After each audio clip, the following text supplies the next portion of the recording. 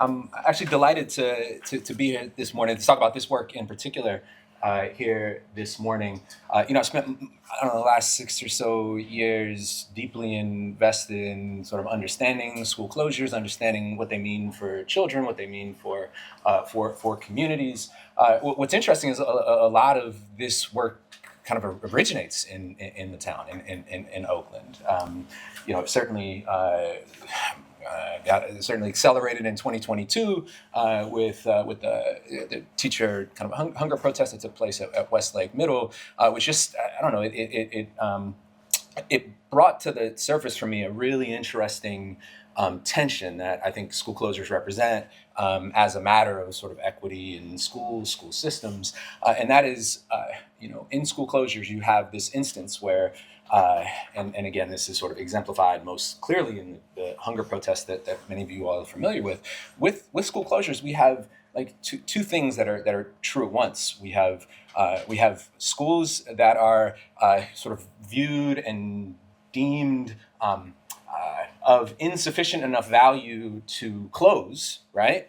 While at the same time being of such incredible value to as risk one's life to protect, right? So that tension, right, where something can be entirely worthless, right, and entirely sacred is like a really interesting space to explore. The last few years, I've referenced some of this work already, but I studied kind of the racialized dimensions of closures, right? What kinds of communities experience the brunt of school closures, the impacts of school closures.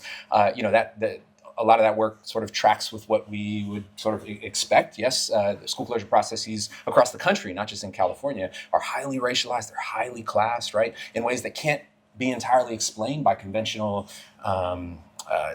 explanations for closures, right? School closures also have like pretty significant impacts on communities, right? The progression of communities. I've done work about the intersection of school closures and gentrification in particular, which I'd be delighted to talk about. I'm not going to talk about today. But the point is, school closures have implications that reverberate outside of school systems themselves, right? And today, I'm going to talk to you about some work around school closures and district finance. To me, how this kind of came about is as I was doing a lot of that work that I just mentioned and being sort of embedded with school districts and trying to sort of help inform better closure processes, more equitable closure processes. One of the common threads that I heard in school board meetings amongst various decision makers is that at the end of the day, this is inevitable because of the financial considerations, right? Because we got to close schools because we have to save money or balance our budget, right? And you hear that. I heard that so much that it's so sort of conventional that it kind of takes quite a bit of strength to pause for a minute and say, well, wait a minute, is that true? Like, is that in fact the case, right? And the reason why it isn't too much of a stretch to step back and ask that question is school closures or the processes that surround school closures, you could think of as sort of impacting a whole lot of factors, right? So certainly you might close down a building, maybe you might sort of lose some maintenance costs, right? Perhaps you are no longer paying for administration at the school, right? So those would be like expected to like decline, reduce expenditures, right? But at the same time, you can also think about like ways that school closures might actually increase expenditures, right?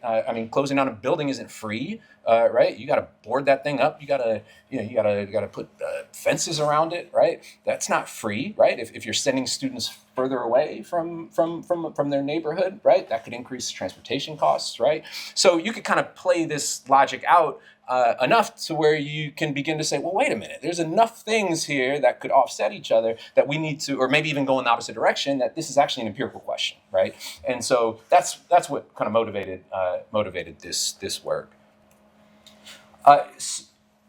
So I set out to answer this one basic question, right? Do school closures improve the financial health of school districts in California? The context for this is all California school districts, focused on the post-recession, pre-COVID decade, roughly-ish. And the whole state, right? I should mention that this is not like an easy question to answer for reasons that many of you all are probably already suspecting, right? I mean, districts that close schools aren't the same kinds of districts that don't close schools, right? This is sort of a selection issue, partly a selection issue. So however we go about sort of answering this question has to account for some of those differences, the ways that districts are in different kinds of financial trajectories than others, and the fact that districts that close schools oftentimes have very unique fiscal trajectories that one needs to account for. So without getting into like too much of it, I use the synthetic diff and diff design to answer this question. I'll talk about some like pretty straightforward like descriptive stuff next, but just to give you a sense of what the synthetic diff and diff tries to do, it changes the counterfactual a bit. So instead of comparing districts that close schools to the financial trajectories of districts between districts that closed schools and those that didn't close schools before and after that closure period, this synthetic diff and diff approach compares districts that closed schools to districts that didn't, like a weighted composite of districts that didn't close schools that followed very similar trajectories in the pre-period. Right, so it changes the counterfactual a little bit. It kind of the generalizability constrains a little bit, but it does give us a clear estimate of what it means to close schools and the impacts of that on district finance. Now, in terms of the outcomes that I'll talk about today, there's four. One is like per pupil funding deficit, right? And this is just like per pupil revenues minus expenditures, right? Revenues minus expenditures. Expenditures minus revenue, excuse me. A balanced budget indicator, right? So the likelihood that a district closes a school, what's the likelihood of a district balancing its budget? That's a district whose revenues exceed its expenditures. How does closing a school impact that likelihood? And then I kind of break those out and look separately at expenditures, per pupil expenditures, and per pupil revenue. And those two there's a big story about the bottom two that I'll get to. So descriptively, quickly, I actually like this figure a whole lot. So this is a scatter plot of school districts, relatively larger school districts, just to make it viewable. So on the x-axis is pre-closure fiscal balance, right? And on the y-axis is post-closure fiscal balance, and I'll walk you through this figure. So moving from left to right, these are districts who in the pre-closure period are in better fiscal standing. That's one way to think about it, right? And the vertical orange line is fiscal balance. So the districts to the right of the vertical orange line are districts who during the the pre-closure period had revenues that exceeded expenditures, right? Districts to the left of the vertical line are districts whose expenditures exceeded their revenue, right? So districts to the left, right, are ones that you're like, kind of in not great financial situation, according to this kind of crude measure of financial health. And then on the y-axis is a measure of post-closure fiscal health, right? And so if you look at the horizontal line, that's post-closure fiscal balance. So districts above the horizontal line are districts who in the post-closure period had revenues that exceeded their expenditures, and the ones below are districts whose expenditures exceeded their revenue post-closure. So that was a whole lot of words, but the point is there's four quadrants, right? Four quadrants. If closures were obviously operating or playing out or like existing in districts under a conventional logic, these would be districts that were like not doing great financially on the front end, but then on the back end wind up doing a lot better, right? Or at least wind up in better financial situation, right? So what districts would those be? Those would be districts on the left of the pre-closure period, but then on the right are districts who are better in a better financial standing. So these would be these districts, right? These are districts who in the pre-period didn't do great, but in the post-period, better, right? The point is, there are districts there, right? Or at least there are districts there, but the point is, that's not where all the districts are, right? In fact, we see just as many districts who in the pre-period were in tough financial situations, and then in the post-period were doing just as poorly in this period, right? But I think more interesting is you also have these districts on the right side of the vertical line. These are districts who are in kind of decent financial standing, right? And it's a crude measure, and we can kind of interrogate that. But the point is, just descriptively, just to get a sense of the tremendous variation in the financial standing of districts, both before and after school closures, right? So again, this is purely descriptive. This is just like, all right, what do we see? What's happening? What are the general trends? Or excuse me, this isn't necessarily a trend chart, but it gives you a sense of the relationship between fiscal health and closures across California districts. So this doesn't answer the question that we're here to ask, which is actually what's the impact of closures on those financial outcomes that I just mentioned, and I'll report those quickly. So unsurprisingly.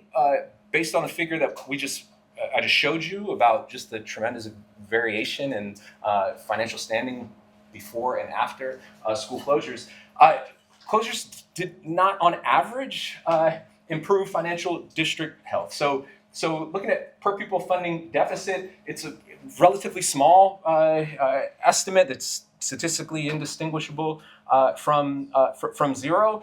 Similar kind of estimate with regard to the balanced budget indicator. Districts don't appear to be more likely to balance a budget after they close schools. Now again, this is like the quote unquote like main effect. This is across all California school districts. But I want to draw your attention to the bottom two, and this is where I think where the story really is, and that's where you break down school closure impacts on expenditures, per pupil expenditures, and per pupil revenue.